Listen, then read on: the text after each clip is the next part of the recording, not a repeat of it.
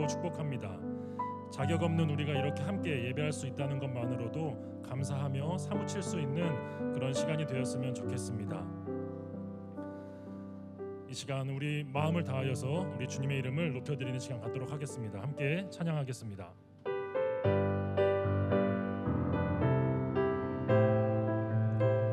우리 힘차게 박수 치면서 온 세상 위하여 함께 찬양하겠습니다. 온 세상 위하여 나 복음 전하리. 만 백성 모두 나와서 주 말씀 듣고 죄 중에 빠져서 헤매는 자들아 주님의 음성 곧 듣고 너 구원. 한 번 더.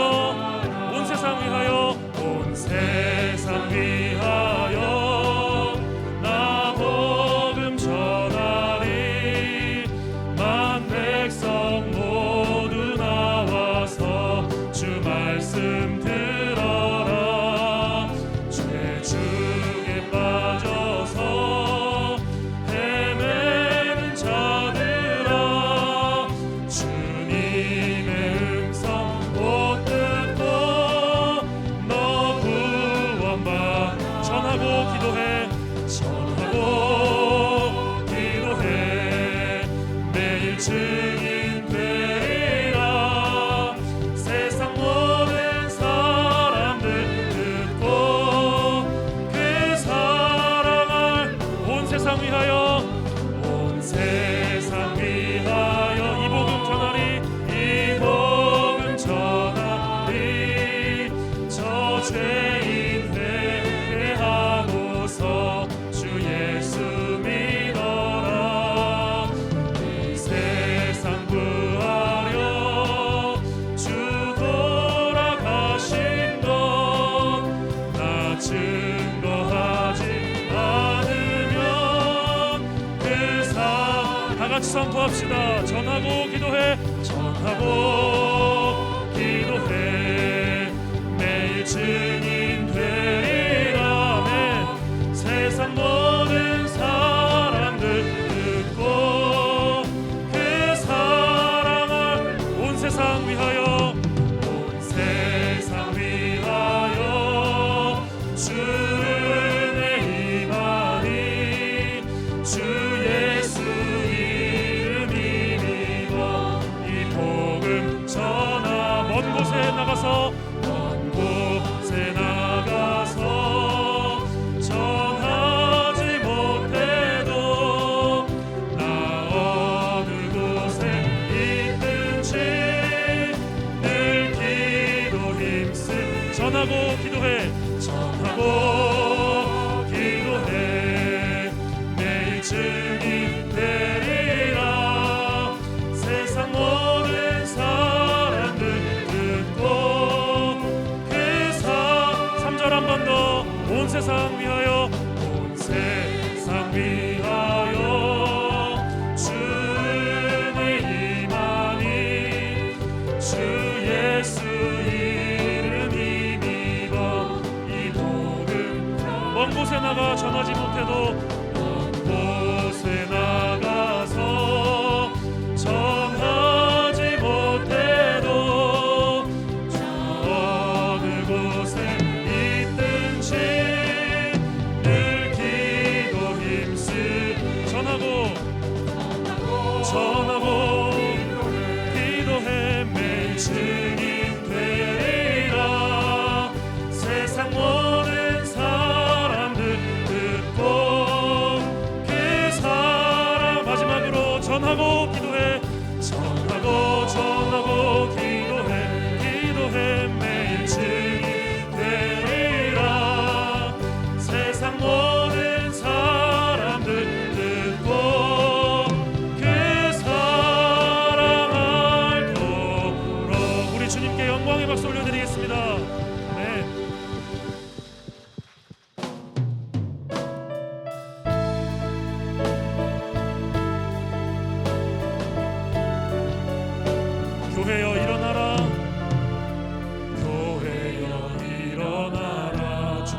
부르시니 주께서 부르시니 두려움과 실패 내려놓고 교회여 일어나라 교회여 일어나라 교회여 일어나라 주께서 보내시니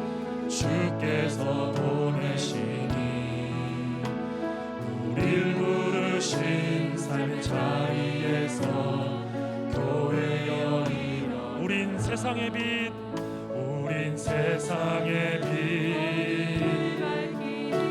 하나님의 편지 주의 교회 통해 세상이 주를 보리라 일어나라 일어나라 아버지 사랑으로 아버지 능력으로 서로 하나 되어 이 빛을 비추라 노래하라 노래하라 아버지의 사랑을 아버지의 크심을 이 삶의 노래로 주님을 나타내라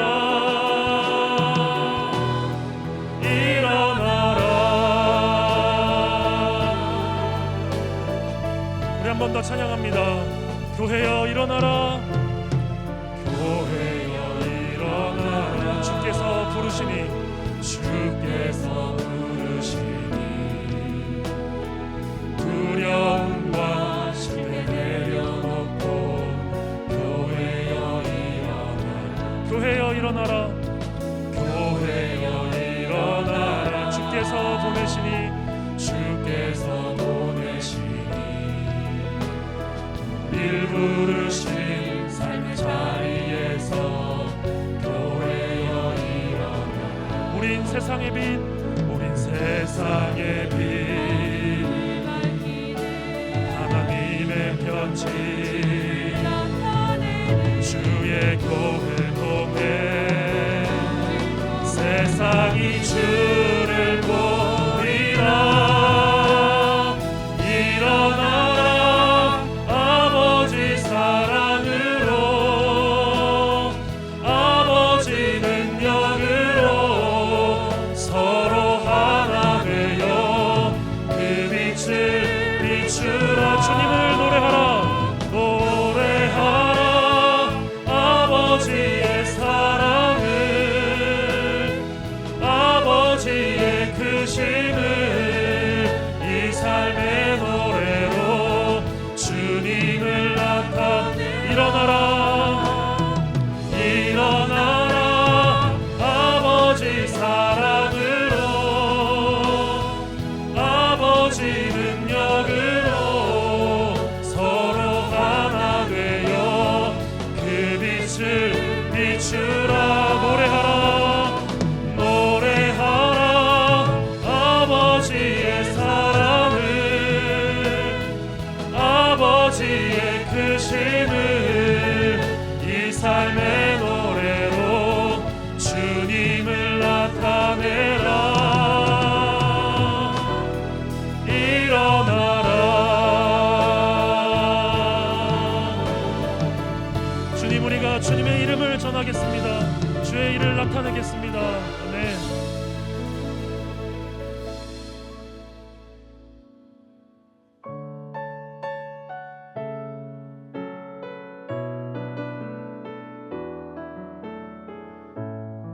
슬픈 마음 있는 자 슬픈 마음 있는 자 몸과 영혼 병든 자 누구든지 부르시오 예수 이름 부르시오 그 이름을 믿는 자 그 이름을 부르는 자 그가 어떤 사람이든 그는 구원 얻으리 한 번 더 슬픈 마음 있는 자 슬픈 마음 있는 자 몸과 영혼 병든 자 누구든지 부르시오 예수 이름 부르시오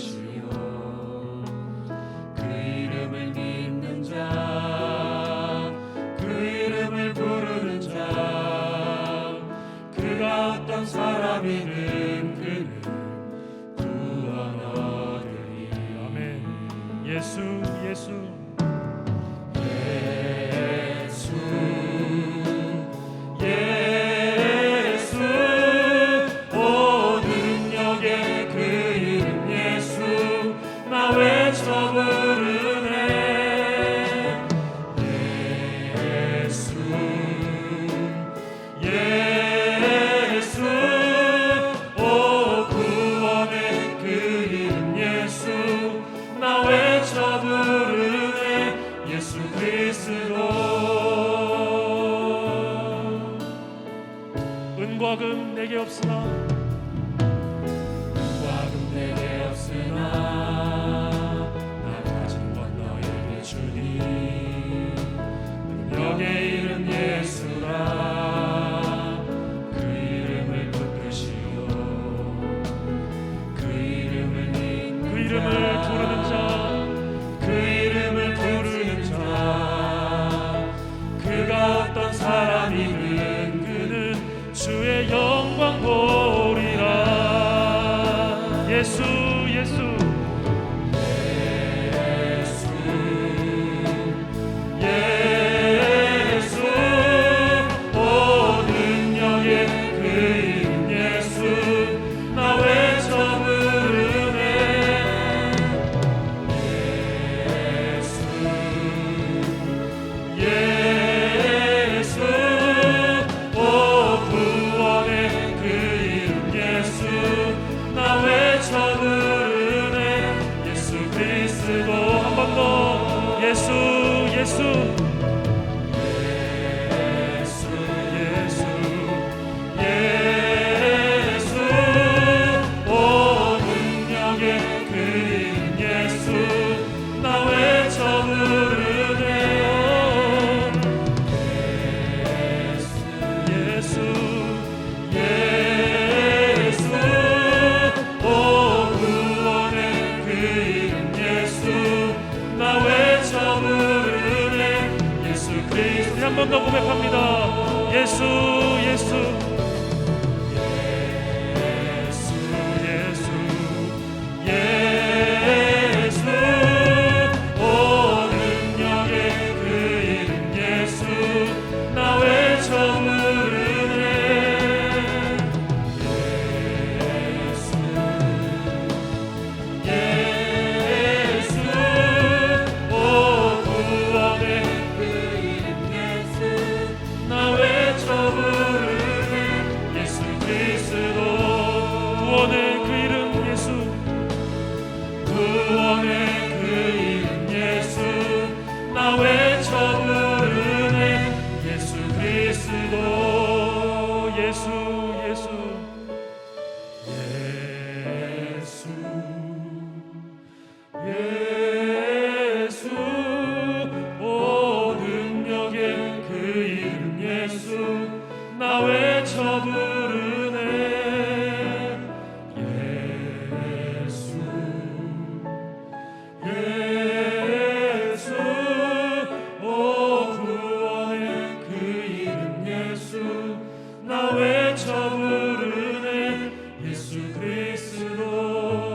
구원의 그 이름 예수 구원의 그 이름 예수 나 외쳐 부르네. 예수 그리스도.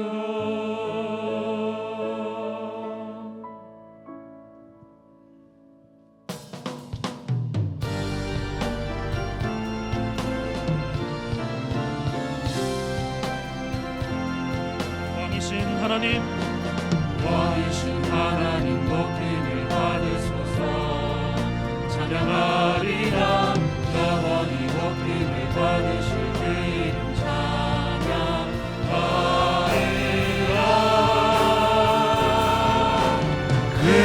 그리스도 진리로 다스리네. 기뻐하라 온 땅이여 찬양하라. 거룩하신 그 이름 높이리라. 거룩하신 그 이름 높이리라. 거룩하신 그 이름 높이리라. 할렐루야.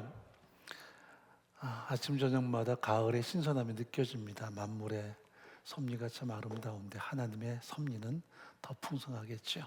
어려운 터널을 지나지만 하나님께서 언젠가 회복시킬 그때를 기대하며 오늘도 살아계신 하나님 앞에 우리의 전 마음을 담아서 거룩한 주일 예배 올려드리겠습니다.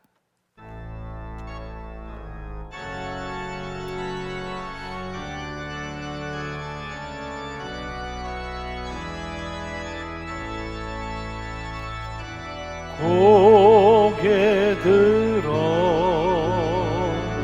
주를 맞이해 엎드리어 경배하며 찬양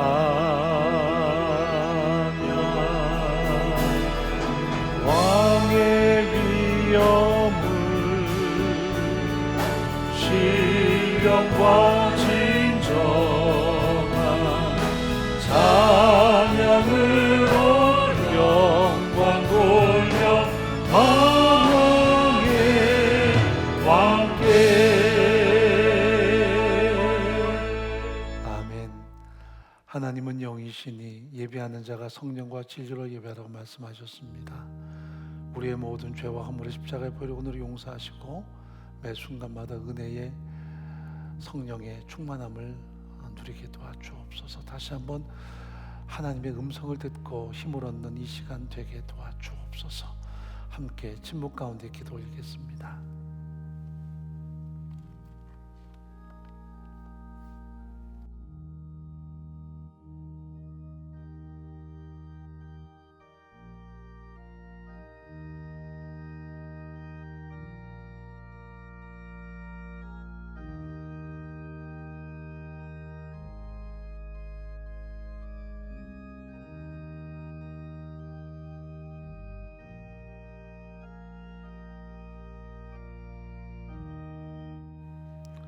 사도신경으로 신앙 고백합니다.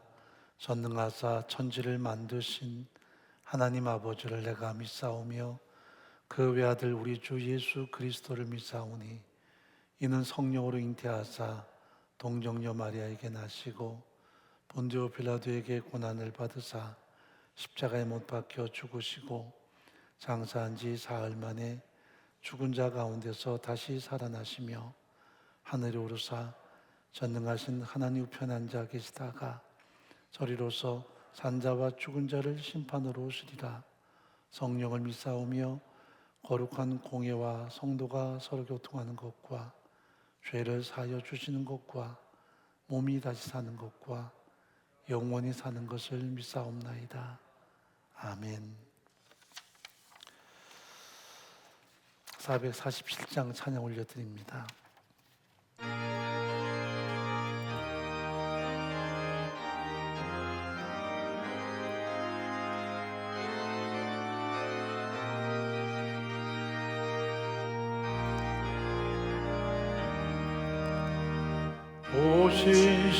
오신실하신 주 내 아버지여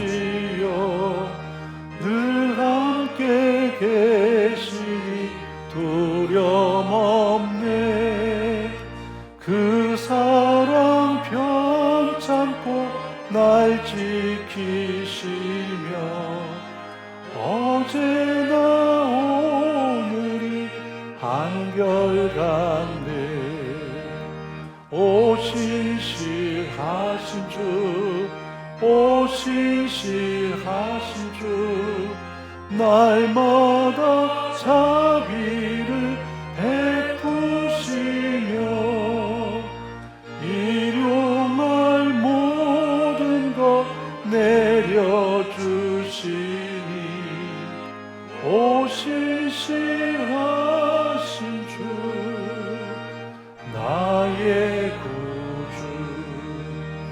봄철과 또 여름 가을과 겨울 해와 달 별들도 다 주의 것.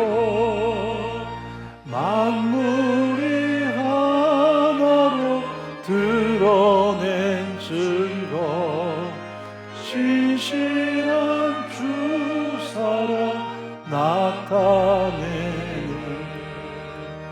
오신실하신 주, 오신실하신 주, 날마다 자비를 베푸시며 일용할 모든 것 내려주시니 오신실하신 주, 나의 구주, 내 죄를 사하여 안위하시고 주 친히 오셔서 인도하네. 오늘의 힘 되고 내일의 소망, 주만이 만복을 내리시네. 오신실하신 주, 오신실하신 주, 날마다 자비를 베푸시며 일용할 모든 것 내려주시니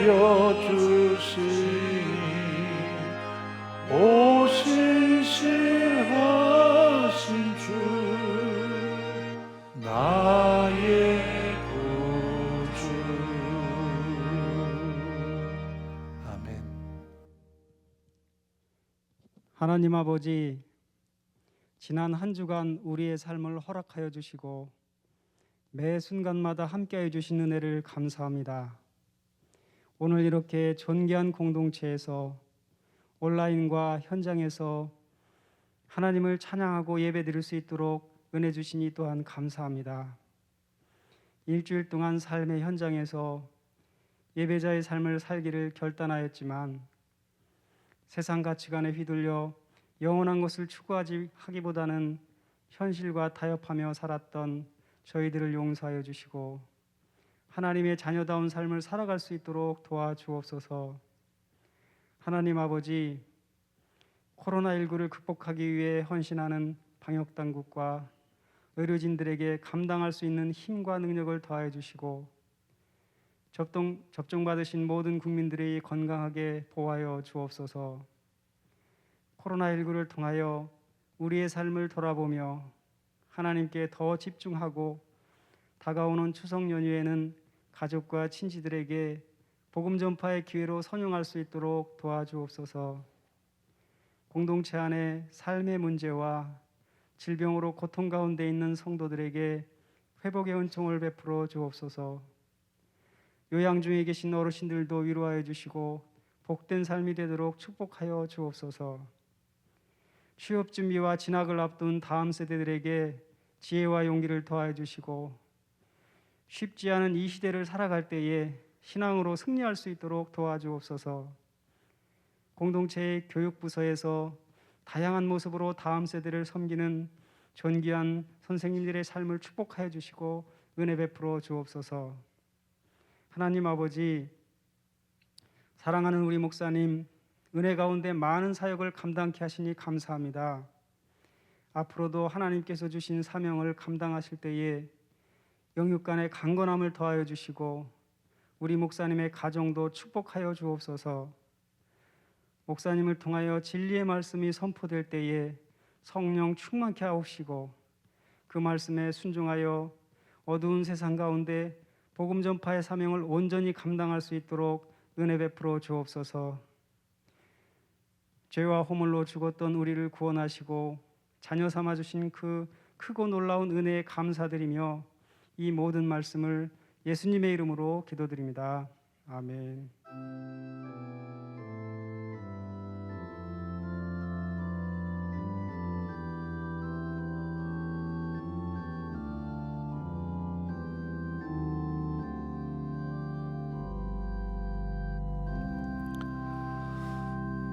예, 몇 가지 광고 말씀 올려드리도록 하죠. 은혜공동체는 수도권 지역의 사회적 거리두기 4단계 방역 지침을 준수하며 그래서 온라인 예배와 더불어 현장 예배 일부를 재개하고 있습니다. 그래서 지금 본당 안에 99분만 참여할 수가 있기 때문에 많은 분들이 참여를 못해서 좀 아쉬움이 있습니다만은 온라인으로 함께 예배하시기를 바랍니다.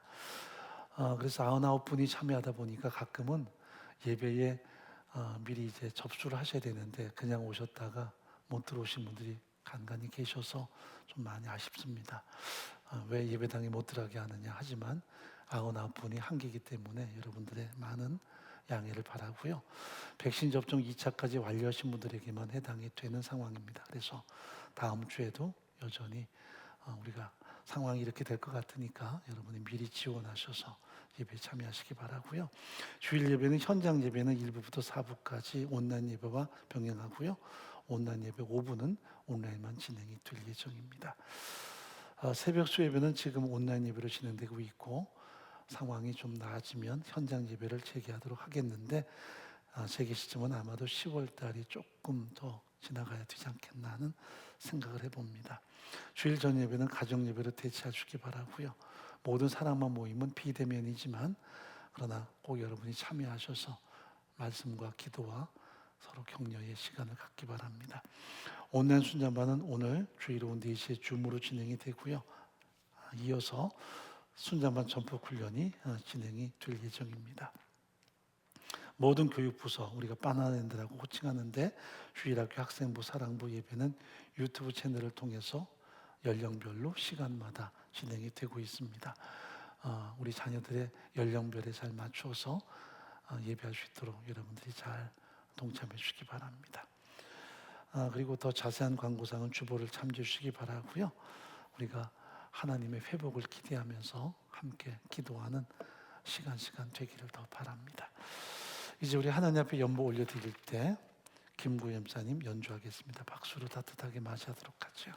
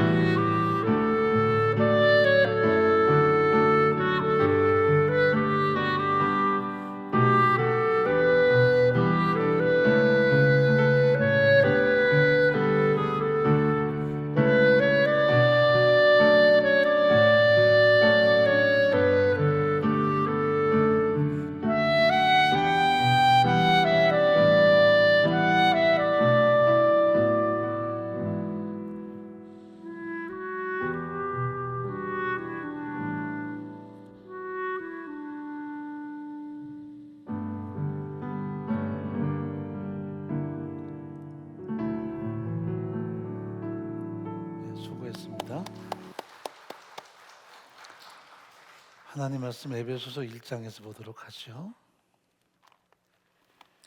1절과 2절 말씀 같이 보도록 하겠습니다.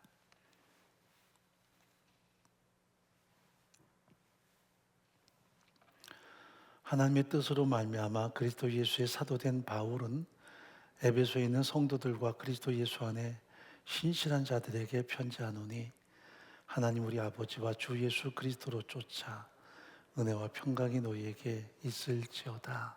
아멘. 기도하겠습니다. 온 우주 만물의 주권자가 되시는 하나님 아버지, 만물의 신선함이 어찌 그리 놀라운지요. 아침 저녁마다 신선한 바람이 불어오고 햇빛은 강렬해서 열매를 맺기에 참 좋은 계절입니다. 하나님의 섭리가 이와 같을진데 우리가 코로나 혼돈 상태에서 벌써 터널을 지나온 지도 1년 반이 넘었습니다. 그러나 하나님의 주권이 분명히 존재하며 하나님의 계획이 있기에 언젠가는 이 모든 상황이 종식되며 하나님께서 가지신 진정한 계획이 성취될 때가 온다는 것을 저희는 믿고 있습니다. 터널을 지나면서도 여전히 하나님 의지하게 하시고 주와 동행하는 삶, 끊임없이 기도와 간구를 올리는 삶, 하나님의 임재 속에 사는 저희들의 신앙 되도록 더욱더 은혜를 더하여 주옵소서. 다양한 인생의 어려움을 겪는 동역자들을 어루만져 주셔서 주의 강하신 능력의 발로 붙들어 주옵소서. 모든 질병과 너희 자유케 도와주시고 하나님의 강한 치유와 회복의 능력으로 역사하시기를 간절히 소원합니다. 이렇게 예배하며 우리의 전마음을 담은 연보 올려드립니다. 드린 손길마다 하나님의 은혜와 복을 가득히 베풀어 주시고 생업과 또 사업과 직장 안에 우리의 존귀한 다음 세대까지도 하나님의 상급이 되도록 역사하시기를 간절히 소원합니다. 헌신과 섬김을 드리는 모든 동역자들을 하나님이 축복하시되 또한 다음 세대 위에 수고하는 모든 교사들을 기억하셔서 우리 선생님들의 가르침과 섬김 속에 우리 다음 세대가 더 깊이 있는 신앙으로 성장할 수 있도록 역사해 주옵소서. 비록 대면하지 못한 채 온라인으로 예배하고 그렇게 교육을 받지만 하나님의 놀라운 은총을 통해서 하나님의 생명력이 파급되는 현장 될 수 있도록 역사해 주옵소서. 이 시간도 해외에 있든지 병상이든지 군대에 있든지 동일한 은혜를 베풀어 주시고 우리 모두에게 듣는 마음을 더하여 주옵소서. 하나님의 은혜의 충만함이 성령의 도우심 속에 우리 안에 가득할 수 있도록 역사해 주옵소서. 부전적인 말씀을 증거할 때 성령이 강권하셔서 하나님의 생명의 말씀만 드러나는 시간 되게 도와주옵소서. 예수의 이름으로 간절히 기도옵나이다. 아멘. 사도 바울은 3번에 걸쳐서 선교 여행을 감당을 했습니다. 그런데 그 3번은 첫 번째는 지금의 터키 내륙 지역에서 수천 킬로를 다니면서 복음을 증거했고요. 두 번째는 저 지금의 그리스 최북단 유럽의 관문이지요. 빌립보로부터 시작해서 고린도까지 시작하는 그 그리스 지역을 전 지역을 다니면서 복음을 전했습니다. 그런데 세 번째 선교 여행은 공교롭게도 유럽 한 도시에서 머무르면서 3년을 복음을 전했습니다. 그곳이 바로 에페소스라고 하는 도시였어요. 왜 다른 곳은 바울이 여기저기 다니면서 복음을 전했는데 유독 에페소서는 3년 동안이나 거기에 머무르면서 복음을 전했을까 하는 의구심이 생깁니다. 이 도시만의 특별한 의미가 있었을 거예요. 왜냐하면 이 에페소서는 지금부터 2000년 전에 역사의 배경을 보면 로마 다음으로 가장 큰 도시에 속했습니다. 그래서 로마가 여러 가지 외침을 당하거나 혹은 기근이 있을 때마다 수도를 옮겨볼까 했을 때 제일 먼저 리스트에 올랐던 도시가 에페소스고요. 이쪽을 우리가 흔히 소아시아라고 불렀습니다. 그 소아시아의 핵심이 에페소스였어요. 요한계시록 보면 소아시아 7교회가 등장하는데 그래서 터키 지역에서도 제 서쪽에 있는 이 넓은 지역을 소아시아라고 불렀습니다. 가장 비옥한 도시였고 가장 경제적으로 부유한 도시들 그리고 교통의 요충지를 다 소아시아라고 불렀는데 그 중에서도 보석 같은 장소가 에페소스였습니다. 이곳은 동서의 관문이 있었어요. 항구 도시였고요. 그래서 배를 타면 그리스로 곧장 갈 수 있었고 페르시아 시대부터 이 도시를 통해서 지금의 중근동으로 뻗어나가는 도로가 있었습니다. 이름하여 페르시아 길이라고 불렀죠. 나중에 알렉산드로스가 이 길을 따라서 동방 원정을 가게 됩니다. 그래서 로마 시대까지도 이 에페소스는 중근동 지방 혹은 동서양의 중심에 있는 아주 중요한 요충지였던 거죠. 그래서 많을 때는 인구가 거의 30만에서 50만 되는 거대한 도시였습니다. 이 도시에 가면 지금도 남아있는 가장 큰 야외 경기장이 있는데 그 야외 경기장의 수용료는 약 2만 5천 명이 넘습니다. 그래서 고대 시대에 야외 경기장은 그 도시 인원의 10분의 1 정도로 잡았다면 적어도 25만이 살았고요. 거기다가 수많은 선원들 그리고 상업하는 사람들이 몰려들었기 때문에 이 도시는 많을 때는 50만이 충분히 번성할 수 있는 그런 도시였습니다.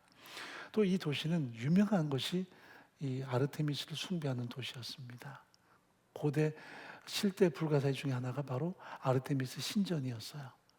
200개 가까운 거대한 기둥이 이제 둘러서서 흔히 우리가 잘 아는 이 아테네의 파르테네 신전보다 4배가량 컸던 어마어마한 규모를 자랑했던 그런 신전이 있었습니다. 그래서 고대 7대 불가사에 속하는 건물이 있었고요.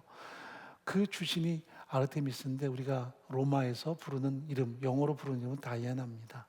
이름하여 달의 신이라 부르지는데 번영과 이 생성을 관장하는 신입니다. 그래서 번영을 구가하고 싶은 사람들이 이 다이아나를 숭배를 했습니다. 그래서 이 도시의 신전에는 수많은 사람들이 방문을 해서 어떻게든 자기들도 부해주고 싶은 열망을 가지고 드러냈어요. 그래서 이 신전에 찾고 제사한 사람들이 자기 고향이나 혹은 도시로 돌아갈 때 이 아르테미스의 작은 신상을 사가곤 했습니다. 그래서 부자들은 금은 신상을, 때로는 가난한 사람들은 나무로 만든 신상을 가지고 가서 자기 집에 놓고 숭배할 만큼 이 도시의 아르테미스 숭배는 극렬했습니다. 그리고 이 도시의 부요와 번영을 누리고 싶은 사람들이 그렇게 많았다는 거죠. 바로 바울이 이곳에서 3년 동안이나 두란노 서원을 중심으로 복음을 증거합니다. 두란노 서원 그렇게 번역을 하니까 하나의 그 도서관으로 알고 있는데 그래서 지금도 이 도시를 방문해 보면 셀수스 도서관이라는 흔적이 있어서 거기서 막 사진을 찍고 바울이 여기 있었겠지 하지만 그 도서관은 바울이 사역을 한 지 한 거의 100년 후에 지어진 거고요. 그전에는 이 도서관보다는 하나의 공간을 두란노 서원으로 불렀을 것으로 추측합니다. 그래서 수많은 문화가 만나는 곳 그리고 수많은 사상이 선파되는 그 장소가 바로 두란노 서원이었고요. 여기에서 바울은 복음을 증거하고 누군가 복음을 잘 들으면 이 자그마한 공간에 들어가서 그에게 또 복음을 전했을 것입니다. 이 두란노 서원은 흔히 아고라라 불리는 저작거리와 붙어 있어서 지금도 가보면 이 아고라는 1000개가 넘는 상점가가 있어요. 그 흔적만 남아있지만 거대한 상점가들이 있습니다. 야, 이만한 도시가 2000년에 있다니 싶을 만큼 거기에서 바울은 주로 복음 증거하고 하나님의 나라 위에 헌신했습니다. 그래서 3년 만에 바울은 소요 때문에 결국 이 도시를 떠나야만 했습니다. 아르테미스를 숭배하는 수많은 이제 우상을 만드는 사람들이 바울을 공격하고 바울을 고소를 해서 그는 할 수 없이 하나님의 때가 되면 이 도시를 떠나게 되는데요.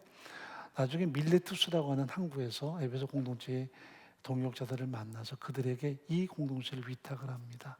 내가 3년 동안이나 눈물로 여러분 일깨운 것을 기억해 주십시오. 내가 모든 삶으로 여러분에게 본을 보인 것을 기억해 주십시오. 내가 어떤 물질을 탐하거나 내 욕구를 충족하기 위해서 사역하지 않았습니다. 그러므로 여러분들은 하나님의 말씀께 위탁하노니 말씀으로 공동체를 잘 섬기기 바란다는 그런 간곡한 부탁을 합니다. 얼마 가지 않아서 흉악한 이리가 들어와서 주께서 필요하신 이 공동체를 아끼지 않을 것을 내가 두려워한다 하면서 그들에게 정말 교회를 부탁하며 떠나게 되죠. 서로 끌어안고 입을 맞추고 눈물로 작별을 구한 것이 바로 이 에페소였습니다. 나중에 바울이 가깝게는 3년 정도, 멀게는 5년 정도 후에 이 서신을 보내게 돼요. 그는 예루살렘에 올라갔다가 체포되고요. 그리고 가이사랴에 2년 구금돼 있다가 로마로 압송돼서 거기서 구금돼 있는 상태에서 이 서신서를 보내게 되는데 그래서 우리가 에베소서를 옥중서신이라 이렇게 일컫게 되는 거죠. 그런데 이 공동체는 바울이 있을 때는 그렇게 융성했었고 생명으로 가득 차 있었는데도 불구하고 시간이 가면서 많이 퇴색하는 공동체를 우리가 너무나 잘 알고 있습니다. 그래서 요한 3세에 보면 이 공동체의 유력한 동역자가 바로 가이오라는 장로였어요. 그래서 에베소 공동체의 식주인 가이오라는 이 말은 호스트를 말합니다. 자기 가정을 내놓고 수많은 나그네들을 대접하고 핍박받는 크리스찬들을 섬겼던 이런 역할을 감당했던 인물이 바로 이 가이오 장로였습니다. 그러므로 그 당시 예배당은 없었어요. 모이는 곳이 곧 교회였죠. 그래서 때로는 광야에서 때로는 동굴에서 이렇게 모였는데 가이오는 자기 집에서 수많은 핍박받는 크리스찬들을 섬겼기에 항상 생명을 내놓고 그들을 섬겼던 것입니다. 그래서 이 사도 요한은 그가 정말 복되기 원한다는 그런 간곡한 기도를 하고 있는 것을 보게 되죠.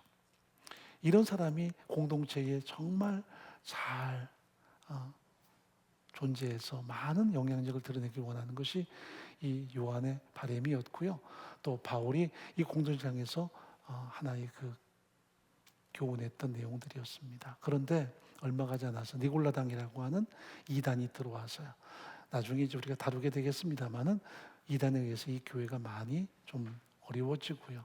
신앙이 좀 훼손됐던 현장들이 바로 에베소였습니다. 그래서 바울은 이 공동체를 어떻게든 말씀으로 다잡기 위해서 이들에게 보낸 서신서가 바로 에베소 서신이었습니다. 자, 그런데 여기 중요한 게 에베소서에서 다루는 것이 뭐냐면 하나님의 은혜로서의 구원을 그들에게 하나하나 증거합니다. 여러분, 우리가 구원 얻은 것은 전적으로 하나님의 은혜지 우리의 공로가 하나도 없어요. 하나님이 일방적으로 베푸신 그분의 은혜와 사랑입니다. 우리의 종교성, 우리의 열심, 어떤 우리의 태생적인 선함이 아무것도 없어요. 하나님이 일방적으로 내게 베푸신 하나님의 은혜가 바로 구원으로 이렇게 완성된 것입니다. 그래서 구원은 전적으로 하나님이 하시는 일이고요. 우리는 수동적입니다. 우리가 복음을 전할 때 내가 복음을 전하지만 듣게 하시는 것은 성령이에요. 그래서 우리가 전할 때 성령의 도우심을 의지하고 전합니다. 근데 누군가는 듣고 누군가는 안 듣거든요. 그 결과는 성령이 듣게 하시는가 그렇지 않는가의 차이에 있다고 볼 수 있습니다. 성령이 듣게 하시면 들어요. 그러나 성령이 역사하지 않으면 못 들어요. 우리가 구원 얻는 것도 성령이 역사하셔서 듣게 하셔야만 가능하고요. 지금도 마찬가지. 우리가 누가 하나님의 사람이면 누가 영성 있는 사람인가를 구분이 안 되는데 중요한 것은 듣게 하실 때 구분이 돼요. 여러분, 처음 믿을 때도 성령이 우리에게 내재하셔서 이 말씀을 듣게 하시는데 우리가 시간에 따라서 이 신앙의 어떤 그 길이가 있죠. 수십 년 믿었다는데 다 성령 충만하지는 않아요. 왜냐하면 못 듣는 사람이 있거든요. 못 들으면 지금 성령 충만한 사람은 아닌 거예요. 구원은 얻었지만 성령이 함께는 하지만 충만함은 아니에요. 그래서 목사는 위에서 이렇게 설교할 때 보면 알아요. 못 들으면 그분은 뭔가 성령의 약함이 있는 사람이에요. 기도가 약하든지 뭔가 영적으로 어려움이 있는 사람이에요. 성령은 지금도 듣게 하세요. 어떤 분들은 성령 그러면 막 스펙타클한 현상이나 혹은 다양한 은사를 이야기하지만 그것은 사실 성령의 한 부분이고요. 성령은 항상 예수님이 설명하신 대로 진리의 영이에요. 그래서 요한복음 15장에서 성령을 설명할 때 성령을 진리의 영이다라고 말씀하십니다. 그 성령이 오시면 그 성령이 예수에 대해서 말씀하시고 깨닫게 하실 것이라고 분명히 전하셨어요. 세상은 저를 알지도 못하고 받지도 못한다. 그러나 너희는 그 성령을 받게 될 것이다. 그 성령이 너희 안에 와서 그 성령은 당신 자신을 증거할 것이라고 분명히 말씀하세요. 그래서 지금도 성령의 사람은 예수 십자가 죽으신 부활에 대해서 어떻게 알게 됩니까? 성령의 도우심 때문이에요. 그리고 살아계신 성부 하나님을 아버지로 고백하는데 이것이 한 번으로 끝나는 게 아니라 계속 인생을 살아가면서 여전히 성령은 듣게 하시고 그 들음을 통해서 우리의 신앙을 더 하나하나 성장시켜 나가는 은총을 베풀어 주세요. 그래서 우리가 구원 얻는 것도 성령의 도우심이다. 성령이 우리에게 임하셔서 듣게 하신다. 또 믿게 하신다. 그리고 우리를 하나님의 자녀라는 그 확신을 갖도록 도우시는 게 성령의 역사예요. 자, 데살로니가전서 2장 13절 한번 읽어보겠습니다. 우리가 하나님께 쉬지 않고 감사함은 너희가 우리에게 들은 바 하나님의 말씀을 받을 때에 사람의 말로 아니하고 하나님의 말씀으로 받음이니 진실로 그러하다. 이 말씀이 또한 너희 믿는 자 속에서 역사하느니라. 사도 바울의 데살로니가 교회를 향한 격려예요. 그 데살로니가 교회가 왜 성령의 공동체인가를 이야기하죠. 여러분이 하나님의 말씀을 들을 때, 즉 여기에는 괄호 열고 사도 바울이 설교할 때 그 모든 사도 바울의 말을 인간의 말로 받지 않고 하나님의 말씀으로 받고 있다는 것이 그들이 성령의 사람인 증거예요. 목사 말 잘하는 게 아니라 지금 내게 주신 하나님의 음소로 듣는 것이 성령의 사람들이에요. 지금도 성령은 듣게 하세요. 그래서 사도 바울은 에베소 공동체를 향해서 지금 1절에 보면 하나님의 뜻으로 말미암아 그리스도 예수의 사도된 바울은 에베소에 있는 성도들과 그리스도 예수 안에 신실한 자들에게 편지합니다 하면서 그들의 존재감, 그들의 삶의 가치에 대해서 먼저 피력합니다. 자, 이렇게 하나님의 은혜로 구원을 얻어요. 일방적인 하나님의 은혜와 사랑으로 내가 성령을 통해서 예수를 구주로 믿고 예수의 십자가 죽으신 부활이 나를 위한 것임을 믿고 하나님을 아버지로 고백하는 하나님의 은혜를 누려요. 그런데 이것은 전적으로 하나님의 은혜지만 거기에서 머물러 있으면 안 돼요. 이것은 탄생한 거예요. 이것을 우리가 거듭남이라 말한다면 거기에 우리의 신앙은 더 견고하게 구축돼야 되는데 바로 하나님의 말씀과 기도에 의해서 우리는 날마다 성장해 나가야 돼요. 그렇지 않으면 우리의 신앙은 아무리 오래됐다 하더라도 마치 어린아이처럼 약할 수밖에 없어요. 이것은 구원받은 그 시간이 중요하지 않아요. 어떤 분은 나 50년 믿었어. 근데 그게 중요하지 않은 이유가 전적인 구원은 하나님의 은혜인데 그 다음부터 내가 매 순간 말씀과 기도를 통해서 하나님의 가슴을 헤아리고 그 신앙 위에 말씀 위에 세우려는 그 의도가 없으면 신앙은 항상 그 자리에. 아이들은요 태어나면 대부분 성장을 해요. 성장하면서 인격도 성장하고 지식도 성장하는데 신앙은 거듭났다고 다 성장하는 건 아니에요. 50년 꽂아놔도 여전히 그 모습일 수 있어요. 그러므로 철저하게 사도 바울이 그들에게 권면하는 것처럼 하나님의 말씀이 여전히 들려와야만 그 사람은 성장해요. 목사도 못 들으면 성장 못 해요. 그래서 고착될 수 있어요.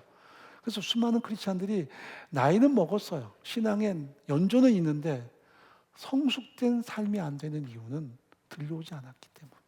그래서 구태의연해요. 성령이 우리 안에 역사하셔서 듣게 하시고 끊임없이 예수의 성품을 담도록 하시는데 우리가 못 들으면 과거에 철저하게 정지되어 있어서 우리가 사람들에게 나 50년 믿었습니다 하지만 전혀 성숙하지 않은 모습으로 우리가 드러날 수도 있단 말이죠. 그래서 사도 바울은 이 공동체에게 은혜로 말미암은 구원을 말하면서 동시에 그들에게 주어진 신분이 무언가를 하나하나 일깨우면서 그들이 그 신앙 안에서 성숙돼 갈 것을 요구하는 것이 본문의 내용이에요.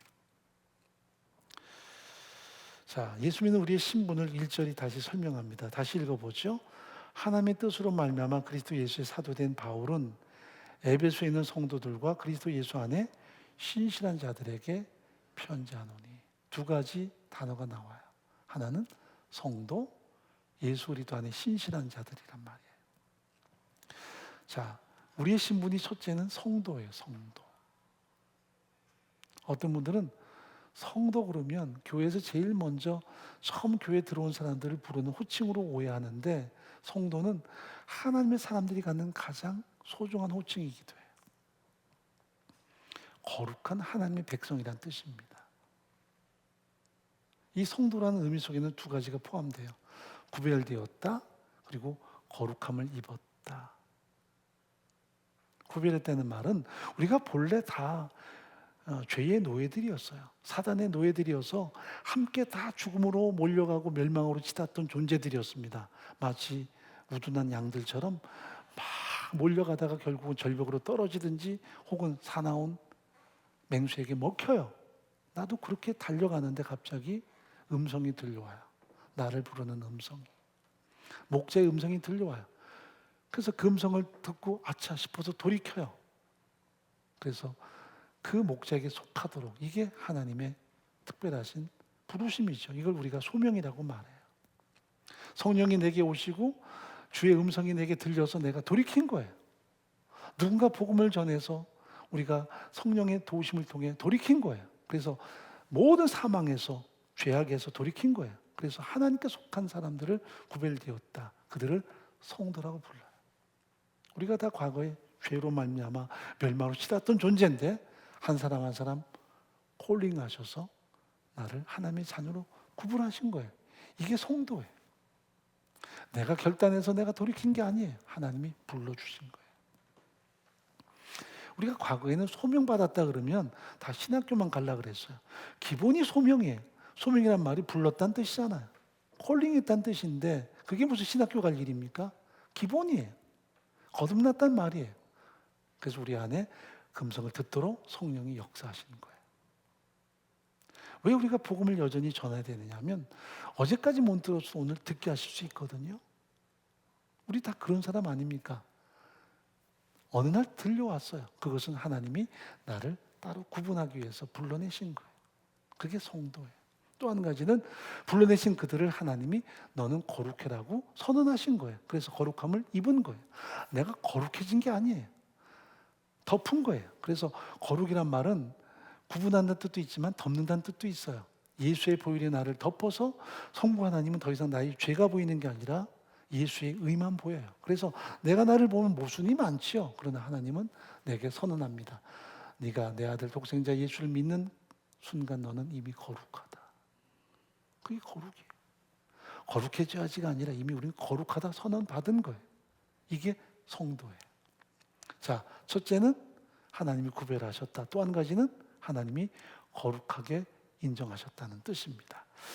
자, 이것이 성도인데 많은 사람들이 교회 생활을 처음 하면 성도가 되고 그 다음에 집사가 되는 이런 과정으로 이해합니다. 그래서 가끔 장례식 같은 데 가보면 성도 아무개라고 쓰면 우리 그 아무개는 믿은 지 얼마 안 돼서 성도예요.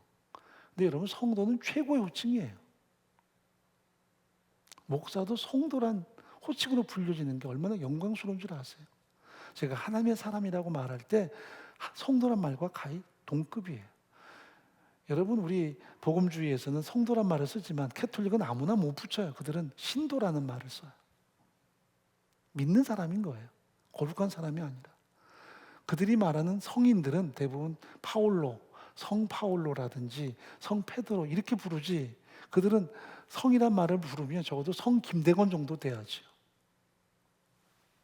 사람에게 성도란 말을 함부로 안 써요. 근데 우리는 왜 스스로를 성도라고 인정하느냐? 하나님이 우리에게 주신 선언이기 때문이에요. 내가 너를 구분했다. 그리고 내가 너를 거룩하다 선언했다. 성도인 거예요. 그래서 최고의 호칭인 거예요. 내가 성도로 살아간다. 최고의 호칭인 거예요. 하나님의 은혜예요. 난 거룩하지 않아요. 우린 죄밖에 없어요. 그런데도 하나님께서 예수 그리스도의 피값으로 우리의 모든 죄를 정결케 하셨고 나의 모든 죄를 덮어버렸고 나를 거룩하다 선언해 버렸어요. 하나님이 우리에게 주신 신분이 성도인 거예요. 그래서 우리가 성도라는 그 이름에 대해서 정말 존귀 여겨야 돼요. 근데 또 한 가지는 여기 신실한 자들이라는 말이 나옵니다. 신실하다. 이것은 하나님이 내게 주신 호칭뿐 아니라 이제는 어떻게 내가 세상에 드러나는 존재인가를 성찰하는 말씀이에요. 이 신실하다는 말은 성경적인 언어로 피스토스라는 단어를 씁니다. 이 말은 두 가지 의미가 있습니다. 하나는 그 사람이 믿음대로 살아간다, 믿음대로 행동한다. 또 한 가지는 신뢰만 하다라는 의미가 있습니다. 이게 피스토스예요. 이것은 하나님이 주는 호칭만이 아니라 세상에 드러나야 되는 우리의 거룩한 책임이기도 해요. 이것을 우리가 한 문장으로 정립하면 내가 믿는 신앙생활에서 내 모든 걸 내걸고 충성을 다하는 사람, 이게 피스토스예요. 나를 따로 구별해 주시고 나를 거룩하게 선언하신 하나님의 은혜 안에서 내가 모든 걸 다하여 충성을 다하는 사람, 이게 피스토스예요. 이건 드러나요. 신실함은 드러나요. 우리가 성도를 할 때 하나님이 선택했고 하나님이 거룩하다 선언한 그것은 드러나진 않지만, 그러나 이 놀라운 하나님의 은혜의 신분을 알고 세상을 살아가는 우리의 삶을 통해 드러나는 것이 바로 신실함이에요. 이 부분이 중요해요. 우리가 매 순간 신실한 사람으로 드러나는가? 이것이 이제 우리가 추구해야 될 가장 중요한 삶의 원리이기도 해요. 자, 이 부분을 강조하는 게 로마서 12장 1절 2절의 말씀이죠. 한번 찬찬히 읽어봅니다. 그러므로 형제들아, 내가 하나님의 모든 자비하심을 너희를 권하노니 너희 몸을 하나님이 기뻐하시는 거룩한 산 제사로 드리라. 이는 너희의 드릴 영적 예배니라. 너희는 이 세대를 본받지 말고 오직 마음을 새롭게 함으로 변화를 받아 하나님의 선하시고 기뻐하시고 온전한 뜻이 무엇인지 분별하도록 하라. 여러분, 에베소서를 축소된 로마서라고 말하는 이유가 뭐냐면 로마서 1장부터 11장까지는 하나님의 은혜로서의 구원을 이야기합니다. 그런 다음 12장에는 구원받은 하나님의 사람이 어떻게 사는가에 대한 삶에 대한 부분을 강조해요. 그게 산 예배, 살아있는 예배고요. 리빙 워십입니다. 그리고 그것을 영적 예배와 연결을 시킵니다. 우리가 이렇게 공동체 예배를 드리지만 이것으로 끝나면 안 되고요. 진정 살아있는 예배는, 영적 예배는 그러므로 세상을 본받지 말고 마음을 새롭게 함으로 변화를 받아 하나님의 선하시고 온전하신 그리고 기쁘신 뜻이 무엇인지를 분별하고 사는 거예요. 이게 신실한 우리의 삶과 매칭이 돼야 돼요. 세대를 본받지 말고 내가 성도답게 어떻게 살 것인가. 항상 하나님의 선하신 뜻, 하나님의 기뻐하시는 그 마음, 그리고 온전하신 뜻을 향해서 우리의 모든 삶에 초점을 맞추는 게 필요해요. 그래서 나를 통해 정말 내가 충성된 하나님의 사람이라는 것이 드러날 수 있도록 사는 것. 이게 영적 예배고요. 이것이 진정한 크리스찬의 면모예요. 성도는 하나님께서 은혜로 베푸신 선언이고 신실한 삶이라는 것은 우리가 그 은혜 안에서 세상을 향해 어떻게 살아내는가에 대한 거룩한 책임이 담겨 있어요.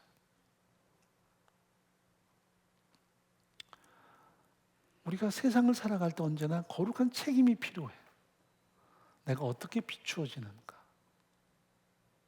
우리 가족들이 어떻게 비춰지는가?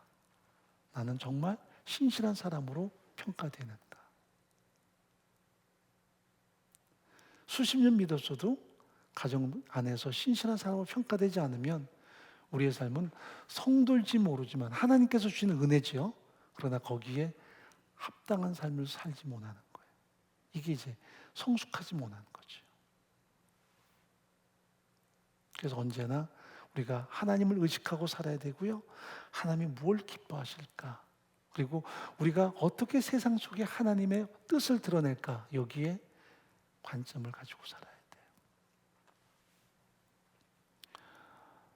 돼요. 간혹 제가 이렇게 이제 목사님들 카톡을 봐도 굉장히 좀 부하가 나 있는 그런 카톡들이 많더라고요.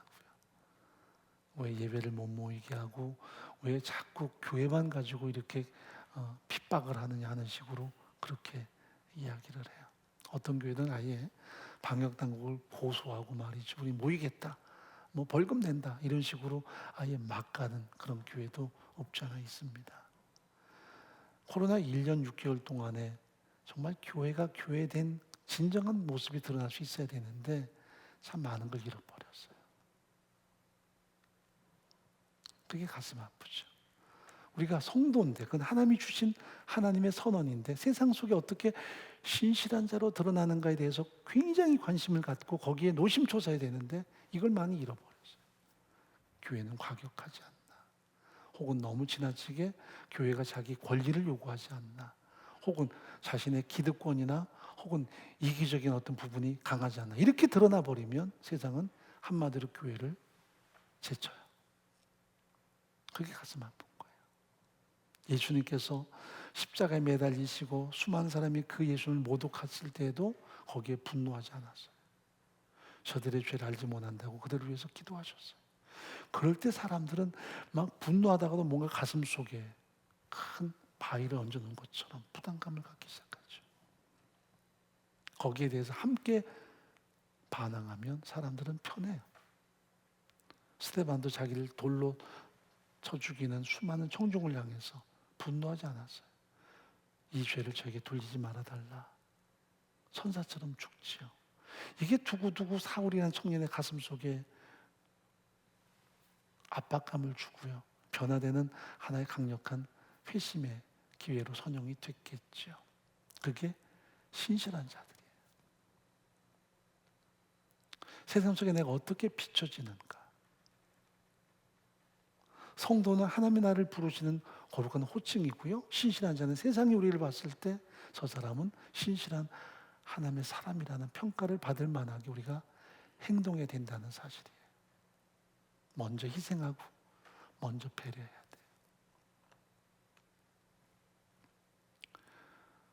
돼요. 여러분들이 좀 오해할 수도 있겠는데 우리 왜 공동체는 백신 2회차 접종하신 분들만 예배할 수 있을까? 여러분의 안전을 위해서도 그렇고요. 세상을 위해서도 우리가 섬기기 위해서 그래요. 교회는 남녀노소가 다 모여요. 어르신들이 계시고 젊은이도 있어요. 잘못하면 우리를 통해서 확산될 수 있는 위험성이 너무나 많아요. 노래방도 문을 열고 클럽도 여는데 왜 교회는 문을 닫으라고 하느냐? 그렇게 우리가 논쟁하면 안 돼요. 교회는 항상 더 한 걸음 나아갈 수 있어야 돼요. 과격하면 안 돼요. 먼저 희생해야 되고, 물론 작은 교회들은 지금 예배를 못 드리는 게 정말 어려울 수 있지요. 그 부분을 어떻게 도울까? 어떻게 우리가 좀 작은 교회도 조금은 모일 수 있으니까. 그러나 세상이 우리에게 정말 보기 원하는 것은 신실한가에 대한 모습일 거예요. 이제 우리가 추석을 맞이하도록 우리 가족들에게 보여지는 모습이 어떠할까? 내가 신실하게 보여질까? 믿음 생활을 몇십 년 했는데 과연 신실하게 그들이 나를 평가할까? 이 부분은 너무나 소중한 우리의 생명 같은 부분이라는 것을 기억할 수 있어야 돼요. 자, 우리가 매 순간 성도로 하나님 앞에 이렇게 존재합니다. 구분돼서 하나님의 사람으로 이렇게 특별하게 세워져서 거룩한 하나님의 사람으로 인정되고요. 우리를 하나님이 끊임없이 넌 거룩하다 선언합니다. 내가 나를 봄이 문제도 많은데 하나님은 나를 여전히 성도라고 평가하십니다. 그 은혜, 그 사랑에 감동해서 내가 어떻게 신실한 삶으로 살아가느냐. 매 순간을 그렇게 내가 세상 앞에 이게 이중적이 아니에요. 우리가 또 쇼하는 것도 아니에요. 항상 마음에 부담감 가지고 내가 거룩한 영적 예배의 삶을 어떻게든 살아내야 되는데 하는 그런 열망과 결단과 삶의 진정한 면들이 필요하다는 사실입니다. 우리 삶 속에서 매 순간마다 내가 누구인가라는 자의식 그리고 세상을 향한 진정한 영향력 이 부분을 잘 균형을 맞춰서 우리가 구원 얻은 하나님의 사람인가 동시에 세상에 보냄받은 하나님의 사람들이기에 언제나 하나님 앞에서 감격하고 세상을 향해서 그런 영향력의 삶을 살 수 있는 신실하게 평가될 수 있는 우리의 전적인 삶이기를 간절히 바랍니다. 살아계신 하나님 아버지, 우리가 성도입니다. 하나님이 그렇게 우리를 존귀하게 불러주셨습니다. 매 순간마다 하나님이 죄로부터 나를 건져내셨고 하나님의 의로운 자녀로 삼으셨고 거룩하다 선언하셨으니 그 은혜 그 사랑 감사하며 십자가의 사랑 앞에 끊임없이 순종하며 이제는 신실한 자로 살아갈 수 있는 은혜를 더하시기를 간절히 소원합니다. 세상을 향해서 우리의 신실함과 삶의 진정한 면모를 드러내며 그들에게 살아계신 하나님의 사랑을 다시 한번 전할 수 있는 우리의 전적인 신앙 되도록 은혜를 더하여 주옵소서. 다양한 어려움과 역경 속에서도 언제나 하나님께 대한 감사와 감격의 삶을 끊임없이 누릴 수 있도록 인도해 주옵소서. 예수님의 이름으로 간절히 기도옵나이다. 아멘. 우리 다 함께 일어나 찬양합니다. 여기에 모인 우리.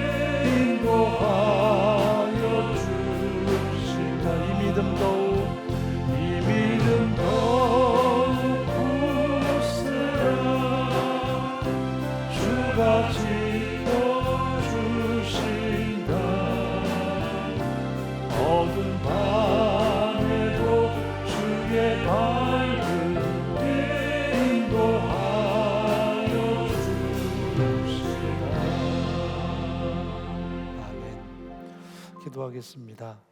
우리가 성도입니다. 목사보다 더 귀한 하나님의 호칭 성도입니다. 가끔 그런 생각해 봅니다. 세상에 가짜가 많으니 성도 아닌 가짜도 있겠구나. 성도 아닌 목사도 있겠구나. 이단 중에도 보면 그런 사람도 있지 않습니까? 그러나 하나님이 호칭하시는 성도는 세상 그 무엇과도 바꿀 수 없는 가장 존귀한 선언입니다. 나를 따로 구분하셨고 나를 거룩하다 선언하셨습니다. 그래서 우리에게 성도라고 호칭하셨습니다. 그렇다면 우리는 이제 신실한 삶을 사는 것이 우리에게 주어지는 거룩한 하나님의 바람이고요. 사람에게 비춰지는 신실함이 우리의 신앙 성숙이고 신앙의 진정한 면모일 것입니다. 매 순간마다 복음을 통해서 삶을 통해 신실함으로 드러나고 하나님께 영광된 우리의 전 삶이 되게 도와주옵소서. 잠깐 동안 침묵 가운데 기도하겠습니다.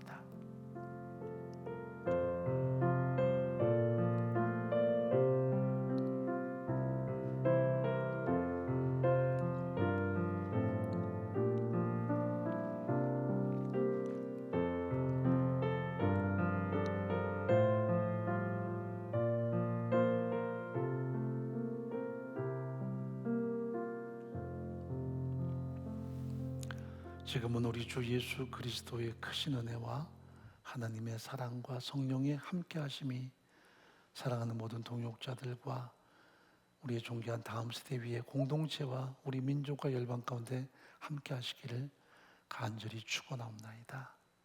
아멘.